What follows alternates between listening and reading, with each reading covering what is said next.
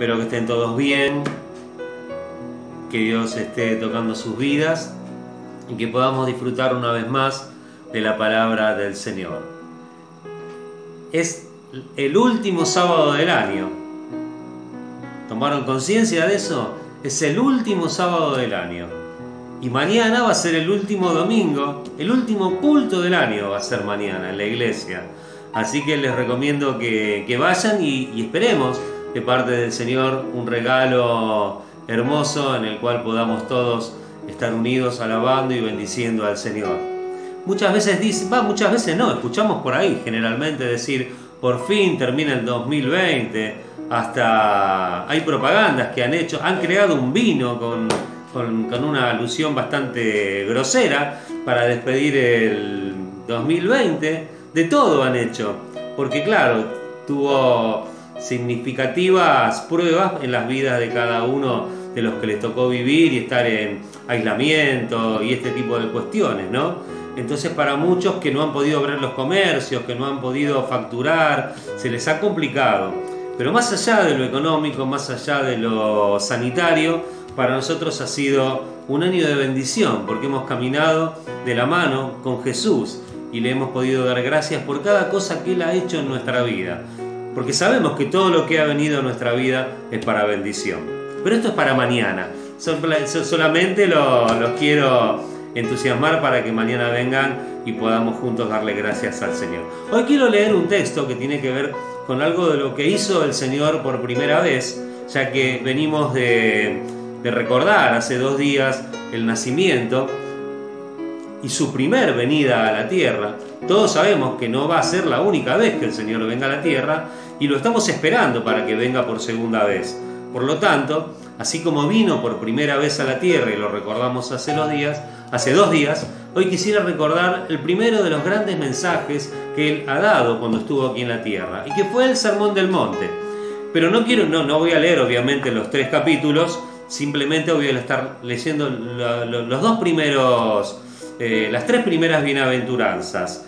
Y en particular quiero desarrollar brevemente, aunque sea las 2 primeras, para que podamos tener presente qué fue lo primero, cuál fue el primero de los grandes discursos que hizo el Señor.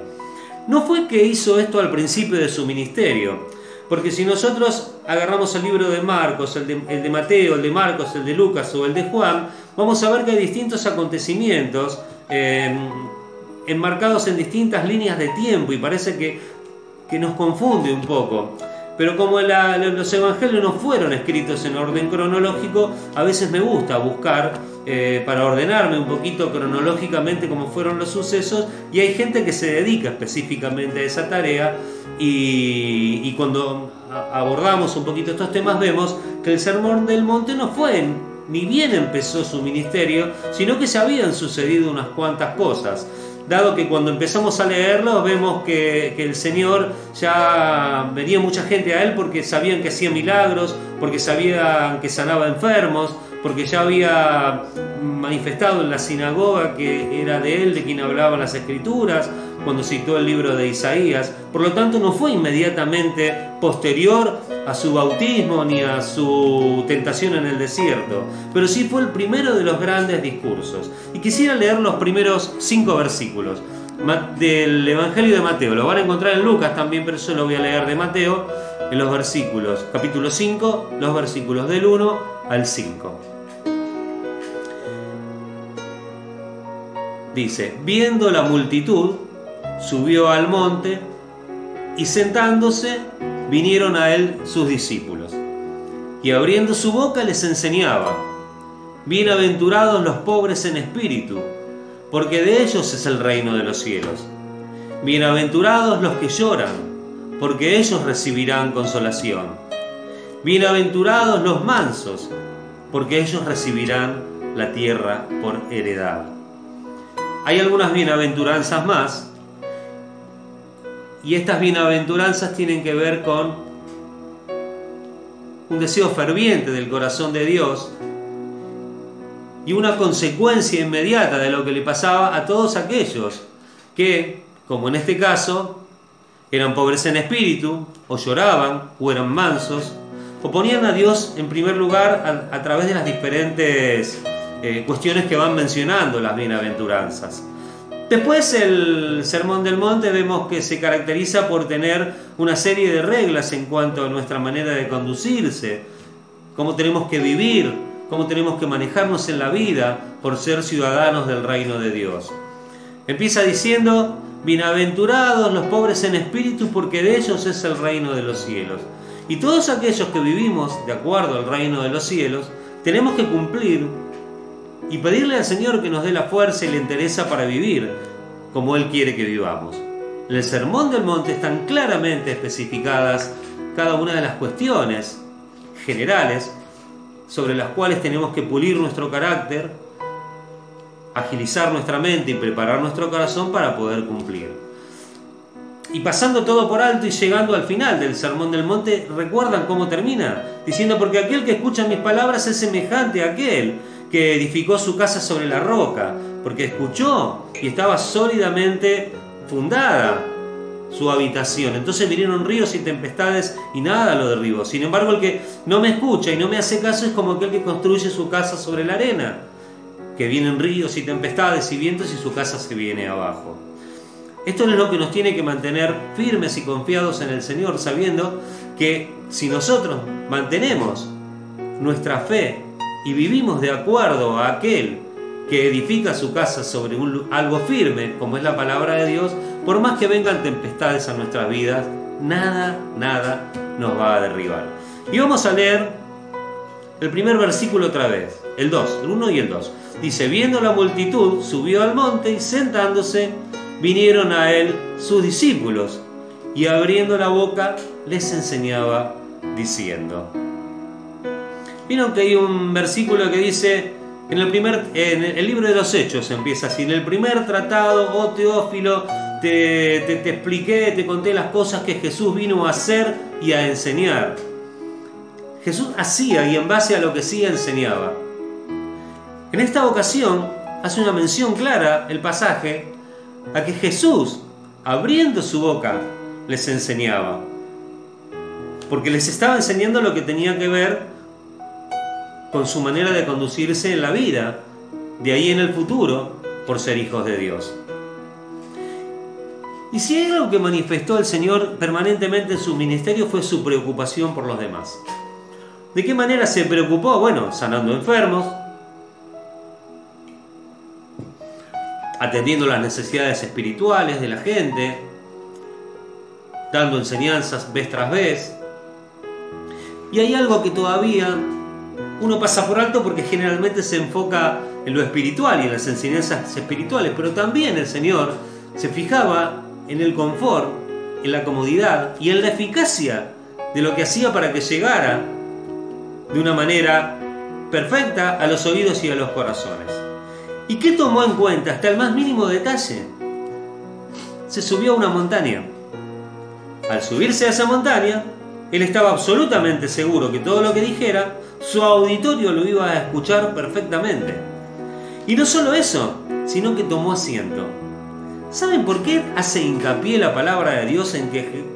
A ver, la verdad, si uno lee la Biblia y dice: Dios, ¿qué tienes para mí hoy? Y leemos, vieron que hay gente que abre la Biblia, mete el dedo y dice: este versículo es para mí hoy. Y nos toca leer: y sentándose vinieron a él sus discípulos. Ah, bueno, me tengo que sentar, por ahí decimos, ¿no? Sin embargo, el Señor se sentó en ese lugar porque esa era la manera que tenían los maestros de la ley de enseñar. Si estaban parados, sabían que podían interactuar, sabían que podían dialogar, alabar, o vaya a saber qué. Pero sin embargo, en el momento que un maestro se sentaba, era para enseñar. Él no quería que nos quedaran dudas. Cuando lo vemos a Él, cuando abrimos su palabra, tenemos que entender que el Señor está en un lugar alto, sentado, enseñándonos. Y que nuestro corazón tiene que prepararse para recibirlo y obedecerlo. Abriendo su boca les enseñaba. ¿Pensaron alguna vez en la gente que va a esos cultos multitudinarios?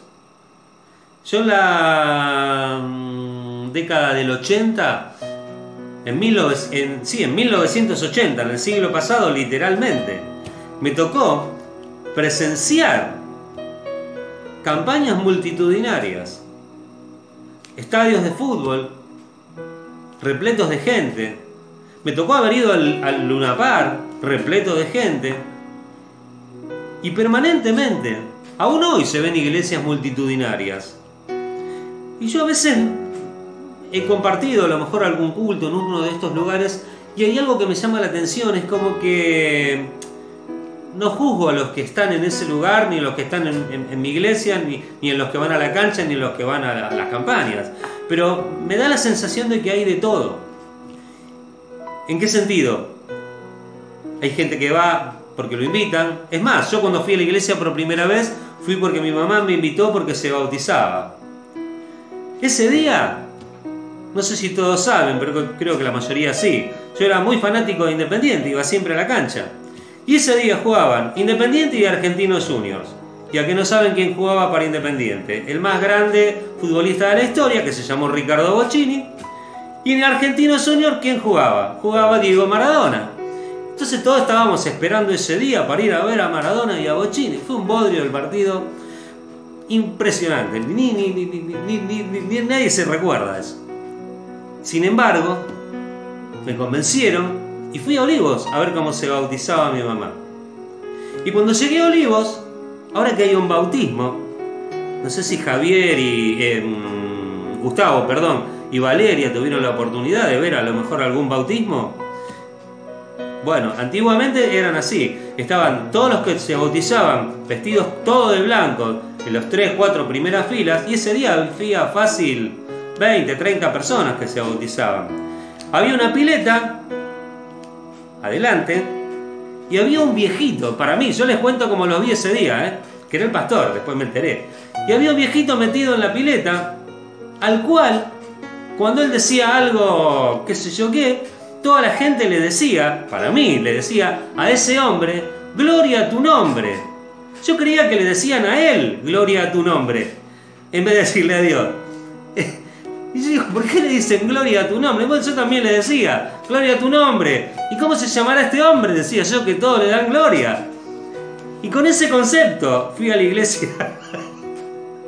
Fui a la iglesia por primera vez. Y el viejito los metía en el agua y los sacaba y les decían el nombre del Padre.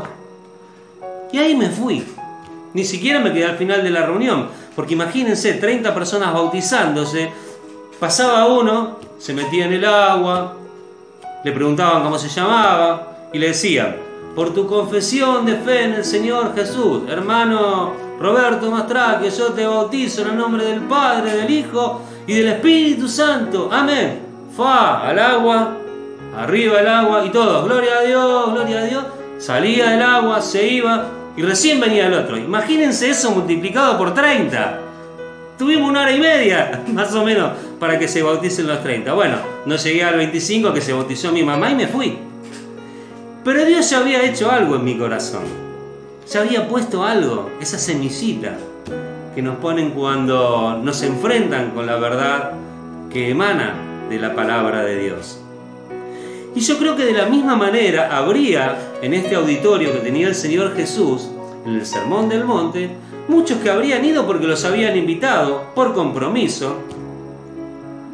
Otros habrían ido para ver si Dios los sanaba de alguna enfermedad, porque ya sabían que Dios hacía milagros. Otros habían ido porque no tenían otra cosa que hacer. Y vaya a saber por qué había ido cada uno. Y muchas veces a la iglesia vienen personas de todo tipo. Y pueden permanecer años e incluso no saber por qué están viniendo a la iglesia. Necesita que cada uno de nosotros, Dios, le entregue su corazón realmente para poder transformarlo. No tenemos que ir ni por moda, ni por recibir milagros, ni por curiosidad. Tenemos que ir a entregarle nuestro corazón al Señor. Y eso es lo que el Señor les estaba enseñando en el momento que se paró en el monte y que después se sentó para enseñarles. Y empezó diciéndoles justamente las bienaventuranzas. ¿Y por qué no empezó con las enseñanzas? Porque primero les dijo que eran bienaventurados, quiere decir extremadamente felices, extremadamente gozosos, llenos de gozo y de felicidad en su corazón, algo así quiere decir bienaventuranza, ¿no? Y nos hablan, no que simplemente tienen un bienestar general. No les decía, bienaventurados los que tienen hambre y sed de justicia, porque entonces no les va a doler más la cabeza. No, les decía que iban a ser, de acuerdo a lo que en cada punto que obedecían, merecedores de algún tipo de bendición, entre las cuales encontramos que iban a recibir consolación, que iban a recibir la tierra por heredad, y que de ellos era el reino de los cielos, y otras más, ¿verdad? La segunda bienaventuranza dice, bienaventurados los pobres en espíritu, porque de ellos es el reino de los cielos. Segunda, bienaventurados los que lloran, porque ellos recibirán consolación. Y acá se nos hace un poquito de lío, ¿no? Porque ¿quiénes son los que lloran? ¿Pero que hay gente que llora por cualquier cosa? Yo miro, hay ciertas películas que las puedo ver, no sé, 15, 20 veces y al final siempre lloro. Siempre. No les quiero decir que una de ellas es un lugar llamado Notting Hill porque después van a decir que soy un sentimental, pero siempre lloro con esa película. Me fascina. Entonces para mí es el reino de los cielos. Yo soy bienaventurado porque lloro cuando veo a Julia Roberts que acepta a Hugh Grant. ¿Quiénes son los que lloran? ¿Los que tienen dolores? ¿Los que tienen angustias? ¿Quiénes son los que lloran? ¿Los que tienen algún problema sin resolver? No. Los que lloran son los que entienden que en su vida no hay salida, no hay salvación posible si no reconocen su pecado. Y el sentirse en pecado les provoca esa sensación de angustia y de dolor que hace que haya un llanto en cada corazón. Para aquellos que necesitan y saben que sin Cristo no existe ninguna posibilidad de redención ni de alejarse del pecado, esos son los que lloran y son los que recibirán esa bendición maravillosa que es la consolación del Señor. El pobre de espíritu es lo contrario al autosuficiente. Vieron que el autosuficiente, ¿cómo es? No, yo esto lo voy a hacer yo porque yo soy fuerte, yo no quiero depender de nadie, yo necesito ayuda, yo sé resolverlo, yo sé atenderlo, yo sé conseguir esto, yo sé manejarme. Esos son los contrarios a los pobres en espíritu. Los pobres en espíritu son los que dicen, Señor, yo no soy nada. Los pobres en espíritu no son los que no tienen plata, porque también pueden ser los millonarios. Fíjense, hay un texto en Lucas 18:13. Los publicanos eran personas relativamente acomodados económicamente porque recaudaban para el Imperio Romano a costa del beneficio que podían obtener de sus paisanos, cobrándole un impuesto para tributar a Roma y quedarse con una diferencia. Por lo tanto, estaban en buena posición económica. Y dice, el publicano, estando lejos, no quería ni aún alzar los ojos al cielo, sino que se golpeaba el pecho diciendo, Dios, sé propicio a mí, pecador. Lucas 18:13. Una persona de buena posición económica. Sin embargo, se sentía pobre espiritualmente. Tanto que ni siquiera podía mirar hacia los cielos y se golpeaba el pecho con la cabeza baja porque sabía que era pecador. Que Dios nos ayude, que podamos entender que somos pecadores y que si somos algo es por la gracia de Dios. Porque Él se ha manifestado en nuestra vida y nos ha dado la potestad de recibir la bendición de la consolación y de que el reino de los cielos se acerque a nosotros. Pero no por lo que nosotros somos, sino porque reconocemos que sin Él no somos nada. Bienaventurados los que lloran.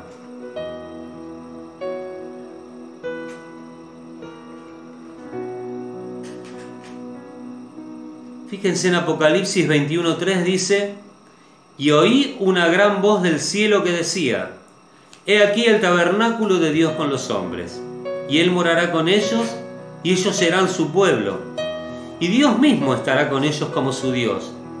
Enjugará Dios toda lágrima de los ojos de ellos, y ya no habrá muerte, ni habrá más llanto, ni clamor, ni dolor, porque las primeras cosas pasaron.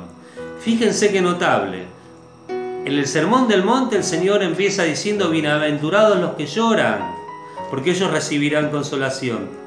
Y al final de los tiempos dice que en la nueva Jerusalén, en la nueva tierra que Él prepara para nosotros, para que vivamos con Él por la eternidad, no habrá más llanto, ni clamor, ni dolor. Porque no es que somos bienaventurados por llorar, que al Señor le gusta que lloremos, sino que Él reconoce, nos dice que en el momento que reconozcamos nuestro pecado y que lloremos y nos angustiemos, porque sepamos que no hay nada que nos puede bendecir más que Dios, es donde Él nos va a bendecir, y eso nos hace bienaventurados. Pero el dolor, la angustia y el llanto no es algo que Él quiera en nuestra vida para toda la eternidad, porque nuestra eternidad va a ser un lugar de felicidad, de gozos, libre de muerte, libre de llanto, libre de clamor y libre de dolor. ¿Por qué? Porque lo primero pasó. Aprovechemos, démosle gracias al Señor y pongámoslo en primer lugar. Sintamos la angustia de no estar cerca de Él cuando nos alejamos. Sintamos el dolor y el sufrimiento que nos provoca no ponerlo a Él en un primer lugar. Porque de la única manera que podemos recibir felicidad es cuando ponemos a Cristo en primer lugar en nuestra vida. Y si hoy lloramos, mañana recibiremos felicidad. Sin embargo, todos aquellos que por incredulidad, por rencor, por odio, por no querer darle su corazón al Señor, por no permitir que Él obre en la vida de cada uno, hoy a lo mejor están divirtiéndose y creyendo que son felices y haciéndonos ver a nosotros que están en una situación de más comodidad y confort y de gozo, cuando en realidad lo único que están haciendo es opacar con ese sentimiento falso la verdadera felicidad que trae estar con Cristo. Por lo tanto, todos aquellos que hoy rechacen y que hoy no lloren porque reconocen su pecado, y que hoy no se angustien, y que hoy no sean pobres en espíritu, y que hoy no reconozcan a Cristo como lo más valioso para su vida, por más que hoy rían, llorarán eternamente.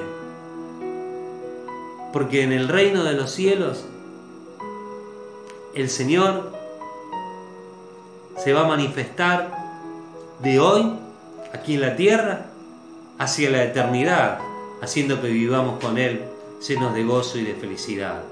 Y si hoy nos tocó llorar porque reconocimos que fuera de Él no hay nada, que podamos disfrutar del amor y de la felicidad que nos provoca estar cerca de Él, a tal punto que no haya nada que se interponga entre el amor de Dios y nosotros.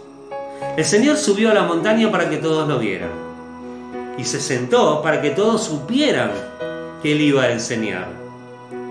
Que podamos reconocer nosotros en su palabra que Él está en lo alto, y que cada uno de nosotros pueda verlo, porque Él no se esconde. Él se preocupa en que entendamos que quiere enseñarnos. Para eso nos ha dejado su palabra, para eso está desde lo alto, sentado a la diestra del Padre, preparando lugar para nosotros, y que cada uno de nosotros pueda, antes que nada, poner los ojos en Él para sentir el gozo de la vida eterna desde el primer momento que le aceptamos como nuestro Salvador en nuestra vida.